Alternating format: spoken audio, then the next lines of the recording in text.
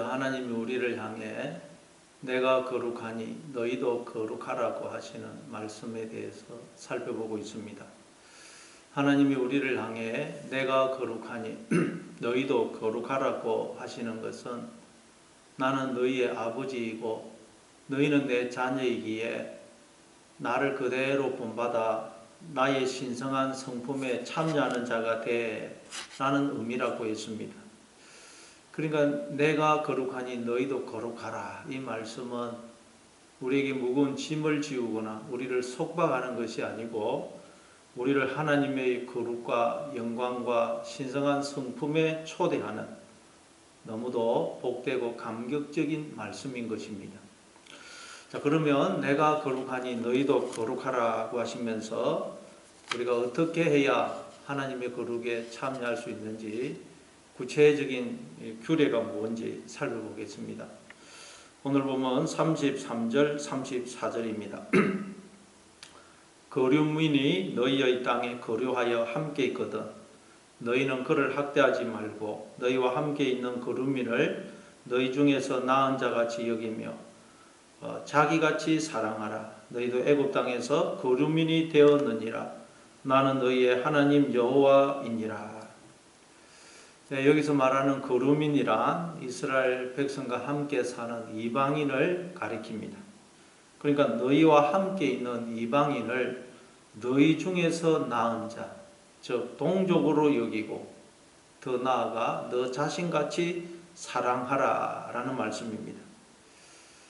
이건 선민 사상에 절여있던 이스라엘 백성들에게는 너무도 충격적인 이야기일 뿐만 아니라 도무지 받아들이기 어려운 말씀입니다. 왜냐하면 이스라엘 백성들은 자신들만 하나님의 선택받은 백성이고 이방인들은 개, 돼지로 더 나아가 지옥의 땔감으로 여겼기 때문입니다. 그래서 유대인들은 이방인들을 너무도 무시하고 업신여겼을 뿐만 아니라 그들과는 아예 상종을 안 했습니다. 왜냐하면 이방인들은 부정한 자들이기 때문에 그들과 접촉하면 자신들도 부정해진다고 생각했기 때문입니다. 그런데 하나님은 그런 이스라엘 백성들에게 너희와 함께 살고 있는 이방인을 너희 동족처럼 여기고 너희 자신처럼 사랑하라. 그렇게 말씀하세요. 그리고 그렇게 해야 하는 이유를 너희도 애굽 땅에서 거류민이 되었느니라. 나는 너희의 하나님 여호와이니라. 그렇게 말씀하십니다. 이스라엘 백성들은 430년 동안 애굽에서 이방인으로 거류민으로 더 나아가 노예로 살면서 많은 무시와 조롱과 학대와 박해를 받았습니다. 그러니 얼마나 서럽고 억울했겠으며 또 얼마나 많은 눈물을 흘렸겠습니까? 속으로 우리는 언제 우리의 나라를 만들어서 내 나라의 당당한 백성이 될 수 있을까 하는 생각에 가슴이 사무치지 않았겠습니까? 그렇지만 그건 전혀 가능성이 없었습니다. 왜냐하면 그 당시 애굽은 세계 최강대국으로 애굽의 노예였던 그들이 그런 최강대국인 애굽을 탈출해서 자신들의 나라를 이룬다는 것은 전혀 불가능했기 때문입니다.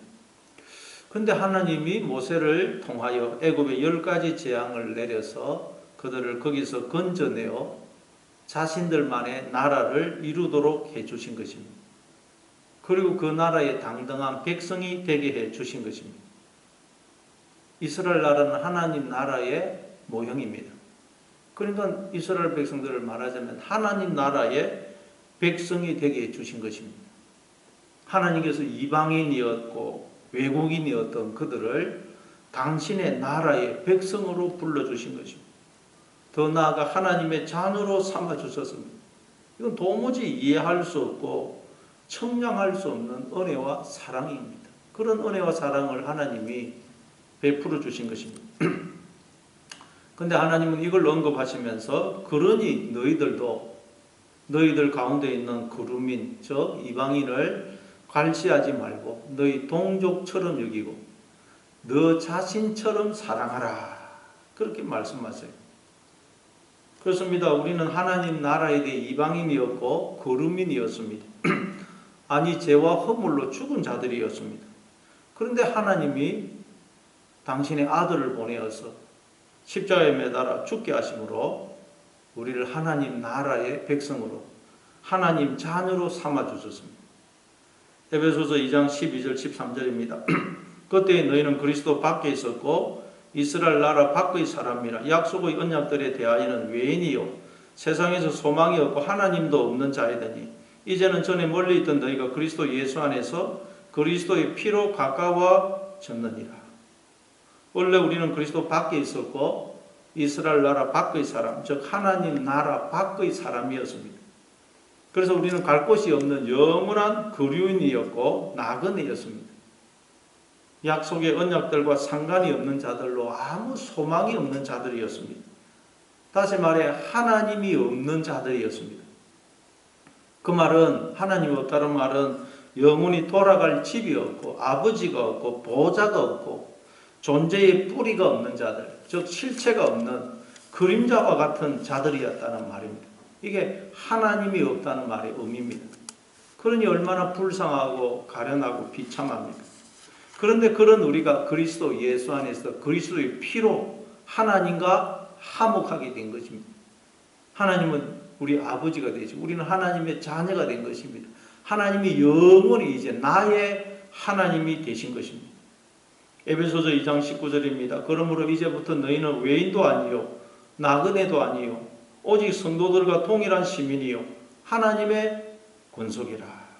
이제 우리는 외인도 나그네도 아니고 오직 구약 성경에 나온 아브라함, 야곱, 이삭, 야곱 이런 성도들과 동일한 하나님 나라의 시민이고 하나님의 권속, 즉 하나님의 가족이라는 것입니다. 우리는 하나님의 모든 것에 참여하게 되었다는 것입니다. 하나님과 함께 영원히 살게 되었다는 것입니다. 이게 웬 은혜입니까? 아무 자격 없는 우리가 하나님으로부터 도무지 설명할 수 없고 이해할 수 없고 청량할 수 없는 은혜와 사랑을 받은 것입니다. 그래서 우리도 우리 가운데 살고 있는 이방인들, 외국인들을 차별하거나 업신여기거나 박해해서는 안 된다는 것입니다. 그렇습니다. 우리는 사람을 인종이나 민족이나 혈통으로 차별해서 무시하거나 학대해서는 안 됩니다. 왜냐하면 그들도 하나님의 자녀이기 때문입니다.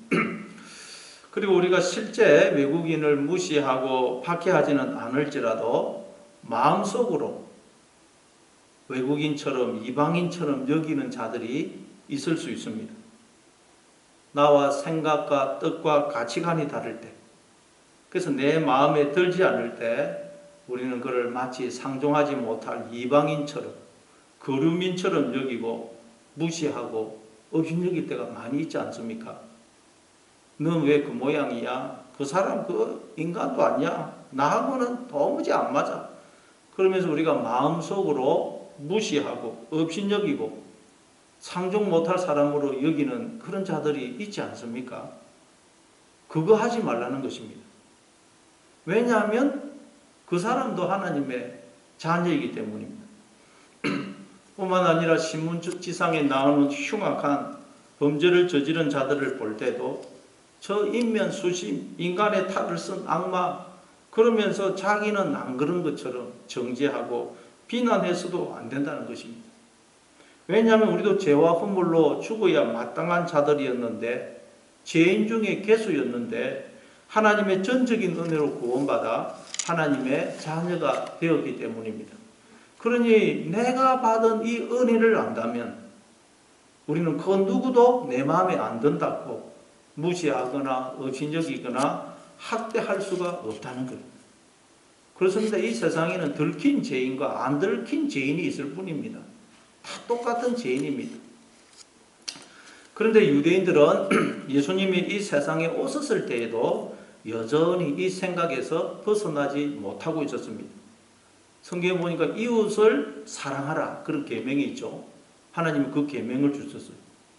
그런데 유대인들은 이웃을 자기의 동족으로만 여기고 이방인들은 이웃에서 제외했습니다. 그래서 이방인들은 원수로 여겨서 미워하고 업신여기고 박해하고 상종을 안 했습니다. 그래서 마태복음 5장 43절에 이하에 보면 예수님 이렇게 말씀하십니다. 또 내 이웃을 사랑하고 내 원수를 미워하라 하였다는 것을 너희가 들었으나 나는 너희에게 이르노니 너희 원수를 사랑하며 너희를 박해하는 자를 위하여 기도하라. 이같이 한즉 하늘에 계신 너희 아버지의 아들이 되리니 이는 하나님이 그 해를 선인과 악인에게 비추시며 비를 의로운 자와 불의한 자에게 내려주십니다. 너희가 너희를 사랑하는 자를 사랑하면 무슨 상이 있으리요? 세리도 이같이 아니하느냐? 또 너희가 너희 형제에게만 무난하며 남보다 더하는 것이 무엇이냐? 이방인들도 이같이 아니하느냐? 그러므로 하늘에 계신 너희 아버지의 온전하신 것 같이 너희도 온전하라. 내 이웃을 사랑하고 내 원수를 미워하라 하였다는 것을 너희가 들었으나. 성경에 이런 말씀이 나오는 건 아닙니다. 근데 이 랍비들이 성경을 왜곡해서 이해하고 가르친 거예요. 그래서 너희가 들었으나 하는 거. 이건 레위기 19장 18절에 나오는 원수를 갚지 말며 동포를 원망하지 말며 내 이웃 사랑하기를 내 자신과 같이 사랑하라. 나는 여호와이니라. 이 말씀을 유대인들이 네 이웃을 사랑하고 네 원수는 미워하라 라는 의미로 곡해를 해서 이해하고 또 가르친 것입니다. 그리고 그들은 이제 이 원수를 누구로 생각하냐? 이방인들은 원수로 생각했지 이웃으로 생각을 안 했어요. 오직 동족만 이웃으로 생각했습니다. 그런데 예수님은 그런 그들에게 나는 너희에게 이르노니 너희 원수를 사랑하며 너희를 박해하는 자를 위하여 기도하라. 이같이 한즉 하늘에 계신 너희 아버지의 아들이 되리니 라고 말씀하십니다. 그러니까 원수를 사랑하고 나를 박해하는 자를 위하여 기도해 줄 때 그때 비로소 우리는 하나님의 자녀가 된다는 것입니다. 우리가 원수를 미워하고 있는 한 우리는 하나님의 진정한 자녀라고 할 수가 없다는 것입니다. 왜냐하면 우리 아버지 되시는 하나님은 원수를 사랑하시고 자신을 박해하시는 자를 위해 기도하시는 분이기 때문입니다. 그래서 원수였고 당신을 박해하던 우리를 사랑하셔서 당신의 아들을 보내 우리 대신 죽게 하심으로 우리를 구원해 주신 것입니다. 자녀로 삼아 주신 것입니다. 뿐만 아니라 하나님은 지금도 선인, 악인 구분치 않으시고 해를 비춰주시고 어려운 자, 불의한 자를 구분치 않으시고 비를 내려주십니다. 그래서 예수님은 이렇게 말씀하십니다. 너희가 너희를 사랑하는 자를 사랑하면 무슨 상이 있으리요? 세리도 이같이 아니하느냐? 또 너희가 너희 형제에게만 무난하면 남보다 더하는 것이 무엇이냐? 이방인들도 이같이 아니하느냐? 그러므로 하늘에 계신 너희 아버지의 온전하신 것 같이 너희도 온전하라. 하나님의 사랑을 알지 못하는 사람들은 자기를 사랑해 주는 사람은 사랑하고 자기를 미워하는 사람은 미워합니다. 그럴 수밖에 없습니다. 그러나 하나님의 청량할 수 없는 사랑을 받아 하나님의 자녀가 된 우리가 그렇게 한다면 하나님을 알지 못하는 사람들과 다를 것이 무엇이 있느냐고 말씀합니다.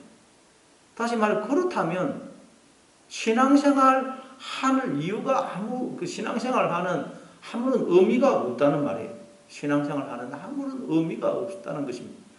왜냐하면 우리가 신앙생활 하는 것은 우리의 아버지 되시는 하나님이 어떤 분이신지를 알아 그 하나님 아버지를 닮아가기 위해서이기 때문입니다. 그래서 예수님은 결론적으로 그러므로 하늘에 계신 너희 아버지의 온전하신것 같이 너희도 온전하라고 하십니다.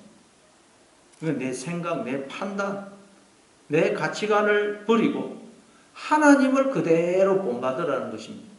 하나님이 하시는 대로 따라하라는 말입니다. 우리가 사회생활 하거나 신앙생활 하다 보면 나와는 생각이나 가치관이나 신앙관이 다른 사람을 만날 수 있습니다. 또는 누가 보더라도 잘못된 삶을 살거나 잘못된 신앙생활을 하는 사람을 만날 수 있습니다. 그때도 우리는 그를 이방인처럼 여겨 업신여기거나 무시하거나 정죄해서는 안 된다는 것입니다. 오히려 그를 불쌍히 여기고 기도해 주어야 됩니다. 저 사람도 나처럼 은혜를 받았다면, 나처럼 예수를 믿었다면 저러지 않았을 텐데, 또는 신앙생활을 하지만 잘못된 신앙생활을 하는 사람이 있다면, 하나님, 저 사람 정말 하나님을 만나게 해주세요. 말씀을 바로 깨달아 바른 신앙생활을 하게 해주세요. 기도해 줘야 됩니다. 왜냐하면 우리도 이전에 다 그런 자들이었고 지금도 그럴 때가 너무도 많기 때문입니다. 그런데도 하나님은 그런 우리를 자녀로 받아주셨고 변함없이 사랑해주고 계시기 때문입니다. 물론 하나님은 우리가 사랑하는 자녀이기 때문에 우리가 잘못할 때 내버려 두지 않으시고 끊임없이 징계하십니다. 우리를 위로하시고 격려하시고 설득하시고 가르치실 뿐만 아니라 우리가 잘못하면 책망하십니다. 그래도 안 들으면 채찍질 하십니다. 히브리서 12장 6절에 보면 하나님은 그가 사랑하시는 자마다 징계하시고 받으시는 아들마다 채찍질 하신다 그러죠. 우리를 사랑하시기 때문에 하나님은 우리를 그냥 내버려 두지 않으시고 징계하시는 것입니다. 그럼 하나님은 우리를 얼마나 사랑하십니까? 바로 하나님은 우리를 하나님 자신처럼 사랑하신다는 것입니다. 그래서 오늘 본문에 보면 그루인을 동족같이 여길 뿐만 아니라 너 자신처럼 사랑하라고 하십니다. 내 마음에 들지 않는 사람, 그래서 가까이 하기 싫은 사람, 꼴도 보기 싫은 사람을 하나님은 나 자신처럼 사랑하라고 하십니다. 야, 이건 우리로서는 도무지 불가능한 말씀처럼 들립니다. 원수를 미워하지 않고 저주하지 않는 것만도 대단한 것인데 원수를 사랑하되 나 자신처럼 사랑하라고 하시니 이걸 우리가 어떻게 실천을 할 수가 있겠어요?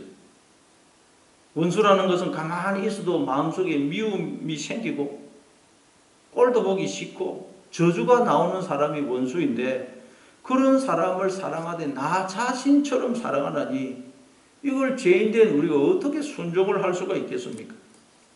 우리가 겉으로는 사랑하는 것처럼 위장을 할 수가 있겠죠.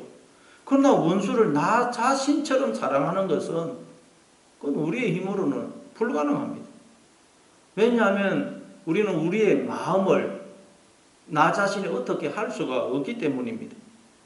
가만히 있어도 마음속에 미움이 생기는 걸 어떻게 하겠어요?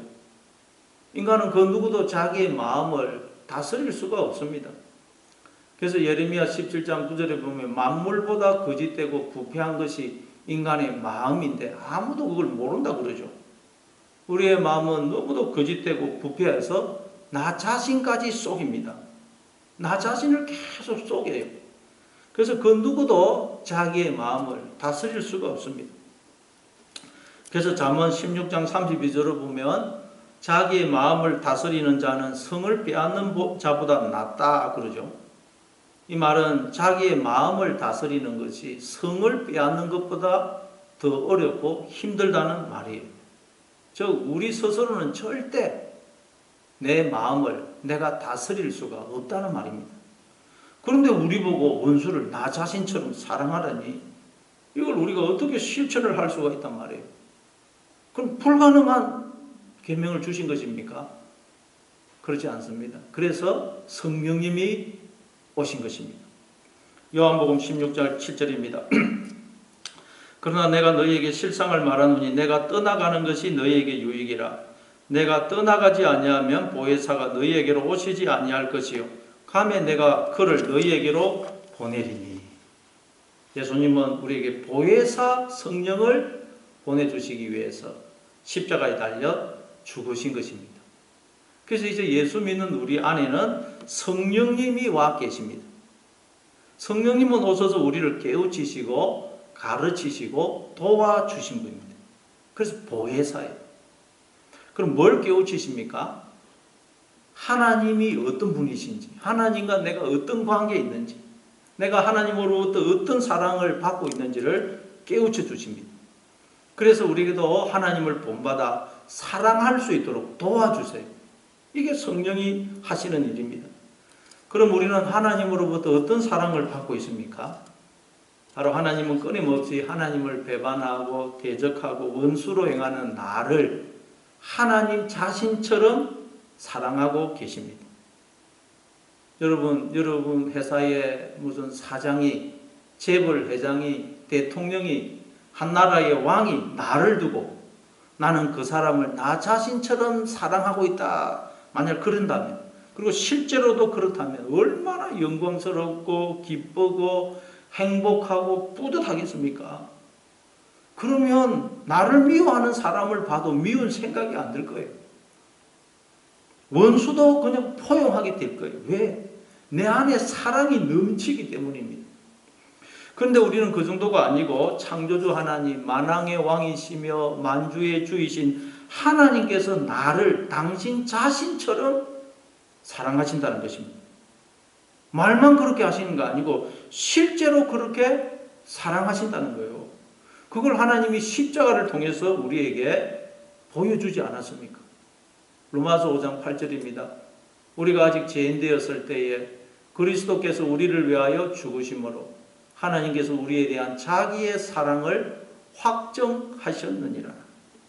하나님께서 우리에 대한 자기의 사랑을 아무리 선지자들을 보내어서 말씀을 하셔도 알아듣지를 못했으니까 아들을 보내어 십자가에 달려 죽게 하심으로 우리를 향한 하나님의 그 사랑을 보여주신 거예요. 확정해 주신 것입니다. 나는 이처럼 너희를 사랑하고 있어. 그러니까 성경에 나오는 모든 규례들은 먼저 우리에 대한 하나님의 사랑을 우리에게 이야기하고 있는 것입니다.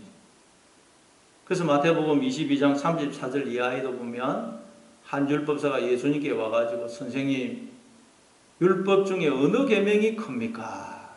그렇게 묻자 예수님이 내 마음을 다하고 목숨을 다하고 뜻을 다하여 주 너의 하나님을 사랑하라 하셨으니 이것이 크고 첫째 되는 계명이요 둘째도 그와 같으니 내 이웃을 내 자신같이 사랑하라 하셨으니 이 두 계명이 온 율법과 선지자의 강령이니라. 그렇게 말씀하십니다. 이 말은 하나님이 성경을 우리에게 주신 목적이 뭐냐? 성경이 우리에게 말하고자 하는 것이 뭐냐?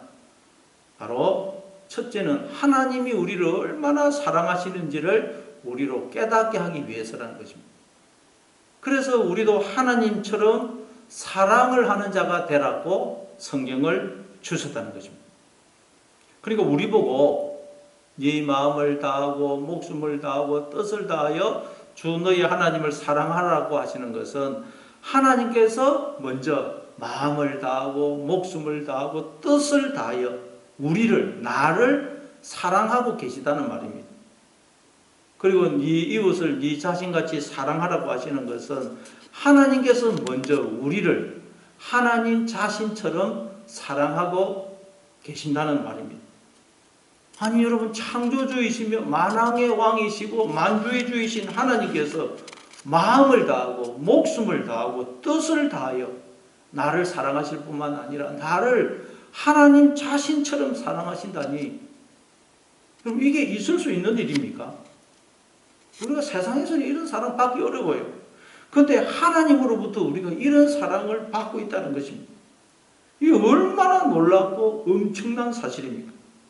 그런데 우리가 하나님의 이 사랑을 알지를 못해서 사랑받지 못한 자가 된 것입니다. 다 사랑을 받지 못해서 행복을 누리지 못하고 있을 뿐만 아니라 사랑을 하지도 못하고 있는 것입니다. 여러분, 우리 스스로는 절대 사랑할 수 없습니다. 사랑은 우리에게 없는 것이거든요. 우리는 사랑을 받아야만 그 사랑으로 사랑할 수 있어요. 그런데 하나님은 우리를 사랑하고 계십니다. 우리가 그 사랑을 깨닫지 못하고 있는 것입니다. 그래서 성령님이 오셔서 우리로 하여금 하나님의 이 사랑을 깨닫게 하시는 것입니다. 우리가 하나님의 이 사랑을 깨달아 이 사랑으로 우리의 마음이 충만해지면 그때 비로소 우리는 원수를 사랑할 수 있는 거예요. 사실은 여러분, 사랑이 없으면 모든 사람이 내 원수가 됩니다. 여러분, 그러나 사랑이 확 넘치면 우리는 원수까지 사랑하게 되고, 원수를 사랑하면 원수가 없어지는 것이죠. 원수가 없어지면 하나님 나라가 임하는 거죠. 원수가 없어지면 마귀, 사탄도 없어지고 지옥도 사라지고 어둠도 다 사라지는 거예요. 하나님 나라가 내 마음과 삶에 임하는 것입니다. 이걸 두고 예수님은 요한복음 14장 12절에서 나를 믿는 자는 내가 하는 일을 그도 할 것이요 또한 그보다 더 큰 일도 하리니 이는 내가 아버지께로 감이라 그렇게 하십니다. 예수님이 기적을 행하고 막 이런 일을 행하셨는데 예수님이 하셨던 일보다 더 큰 일이란 우리가 원수를 나 자신처럼 사랑하는 것입니다. 예수님이 보여준 그 십자가에 달려 죽으시는 것이에요. 그런데 우리가 예수님을 믿게 되면 성령님이 임하시게 되면 우리는 비로소 원수까지 사랑할 수가 있다. 그러면 원수가 사라져버려요. 모든 마귀, 사탄이, 지옥이 사라져버리는 것입니다. 그러니까 우리의 모든 문제는 바로 하나님의 이 사랑을 알지 못하는 데서 비롯되는 것입니다. 사랑을 알지 못해서 내 마음에 사랑이 없어서 천국이 임하지 못하고 자꾸 원수가 생기고 이방인이 생기고 섭섭하고 불만이 생기는 것입니다. 그래서 성령님이 내 안에 와 계신다. 이 사실을 기억하셔서 성령님을 의지하심으로 늘 말씀을 통하여 십자가를 통하여 드러난 하나님의 사랑을 여러분 날마다 생각하고 묵상하심으로 그 하나님의 사랑이 여러분 마음에 충만해지기를 바랍니다. 그래서 하나님이 나를 사랑하시는 것처럼 사랑을 하심으로 지옥이 다 떠나가고 원수가 사라지고 하나님 나라를 사시는 여러분 다 되시기를 바랍니다.